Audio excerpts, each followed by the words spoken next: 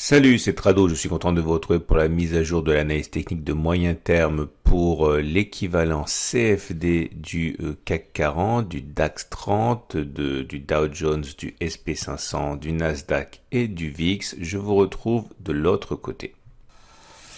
On va commencer par le Wall Street, c'est-à-dire encore une fois l'équivalent CFD du Dow Jones. Et il y a du nouveau, regardez. Nous avions une résistance hebdomadaire à 27 340 28 000. Cette zone ici nous avait prévenu d'une chute plus importante. C'était en décembre 2019. Cette zone avait été cassée violemment lors de la crise Covid et elle avait donc changé de polarité. C'était très évident au niveau de cette bougie du 8 juin lorsque l'attaque a échoué misérablement. Et cela faisait 3 semaines que l'on bataillait avec cette zone pour tenter de clôturer au-dessus. C'est chose faite. Et nous sommes bien au-dessus de cette résistance qui disparaît. On a maintenant, au contraire, une zone de support ici, qui semble assez évidente. C'est une zone de support. C'est une zone de support parce que c'était une zone de résistance qui a été cassée et qui a donc changé de polarité. On peut considérer à présent que cette zone de support s'établit entre 2700 et 27600, ce qui signifie que les cours pourraient bien avoir du soutien si on retourne les chercher. En tout cas, une fois de plus, on constate que lorsque les moyennes mobiles sont ascendantes et que la tendance est haussière, les résistances ont plus de chances d'être battues en brèche que lorsque ce n'est pas le cas. Voyez, et cette tendance est toujours haussière. La tendance de court terme déterminée par la moyenne mobile à 7 semaines est clairement ascendante et haussière, donc pour les cours. Nous avons en soutien la tendance générale qui est haussière également avec une moyenne mobile à 20 semaines qui monte et la tendance de fond, elle commence même à se redresser. Vous voyez cette moyenne mobile qui recommence à monter tout doucement, très timidement. C'est pas encore fait, mais les choses sont plutôt bien engagées pour l'instant. Prochaine résistance hebdomadaire, les 29 586, 29 333, zone qui est le top auquel on a assisté juste avant la crise Covid, c'était en février. À noter pour terminer que le Dow Jones a effacé ses pertes de 2020. On a ouvert en 2020 le 2 ou 3 janvier, c'était ici à peu près, vous voyez. Par rapport au 30 décembre, on est juste au contact, 31 décembre. Donc on a effacé la perte de 2020 pour le Dow Jones. On enchaîne avec l'indice élargi américain, le US 500, l'équivalent du SP 500. Et là aussi, les nouvelles sont plutôt bonnes. Regardez comme la résistance des 3380, 3400 qui a bloqué les cours 2 semaines de suite, finalement est battu en brèche cette semaine. Il est vrai que le discours très accommodant de Jérôme Powell lors du symposium de Jackson Hole a vraiment facilité les choses avec son discours encore une fois très accommodant par rapport à l'inflation et nous avons une tendance haussière avec la moyenne mobile à 7 périodes qui monte, la moyenne mobile à 20 et 50 périodes également, donc tendance de court terme, tendance générale, tendance de fond haussière. Bien sûr, cela ne signifie pas que l'on devrait progresser sans limite à présent, puisque effectivement nous sommes sur des records.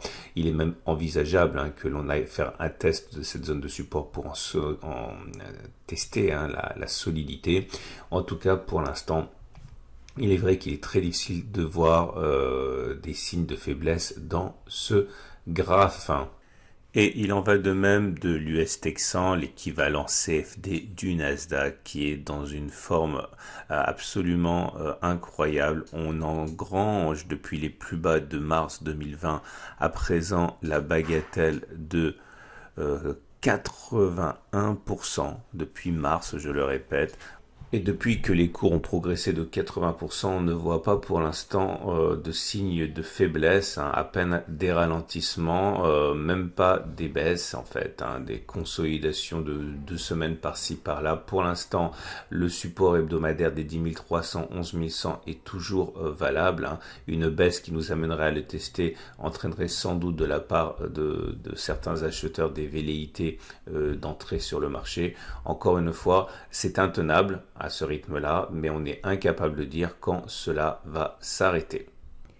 Et on passe maintenant au VIX, le Volatility Index, et nous voyons que comme attendu de manière très classique, le retour sur le support ici a permis au VIX de reprendre son envol comme il l'avait déjà fait sur le 8 juin. Regardez, c'était une résistance qui a été cassée, elle a donc changé de polarité, est devenue support ici, et également support maintenant.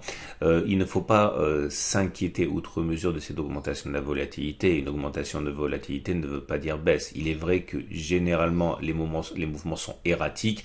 S'ils sont erratiques, c'est qu'il y a des hausses et des baisses. Pour l'instant, d'ailleurs, la hausse de volatilité a surtout profité aux acheteurs, avec les résistances qui ont sauté. Mais si le rebond sur cette zone est pérenne et que les cours doivent remonter comme ils sont remontés le 8 juin, il y a des chances effectivement pour que les mouvements sur le marché américain et par répercussion sur le marché européen soient de plus en plus vifs et encore une fois sans véritable direction. Il faut s'en méfier.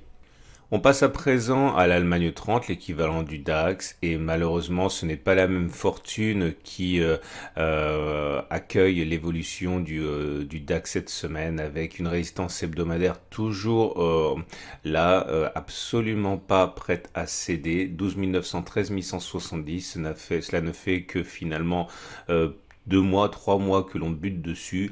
La tendance est toujours haussière, vous le voyez bien, la moyenne mobile à 7 périodes monte, la moyenne mobile à 20 périodes monte, la moyenne mobile à 50 périodes monte. Donc en fait, la tendance de court terme, la tendance générale, la tendance de fond, tout cela reste haussier. On peut espérer qu'au bout d'un moment, cela va payer comme cela a payé sur les indices américains. Mais pour l'instant, nous n'avons rien de tel. Il demeure néanmoins que l'on clôture sur un plus haut inégalé depuis février 2020, puisque vous voyez en clôture on est à 13 071, à 13 070 à peu près, on n'a pas clôturé sur ces niveaux depuis très longtemps. Donc vers à moitié vide, vers à moitié plein, on continue à être optimiste, mais pour l'instant objectivement le travail n'est pas achevé, on est toujours bloqué par la résistance hebdomadaire des 12 900, 13 170.